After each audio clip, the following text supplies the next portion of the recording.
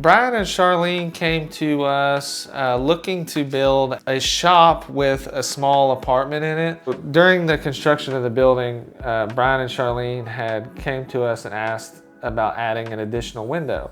As a matter of fact, they had already purchased the window and they just wanted us to put it in. So of course that was no trouble at all. And then one of the other things that we did for them on that project was we wanted to make sure that we planned ahead for the future house. So we were real considerate about where is the septic tank gonna go? How is it gonna service both the house and the apartment? What's the best location for it? You know, where should the drains come out of the foundation to make it all work a lot better later on down the road?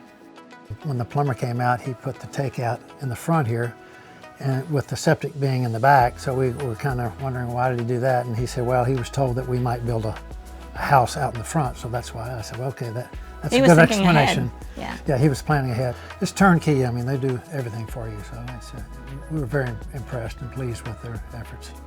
They wanted a stone wainscot around the building. We incorporated that into the design of the building. They wanted a covered porch right over their door where they would be entering the building every day.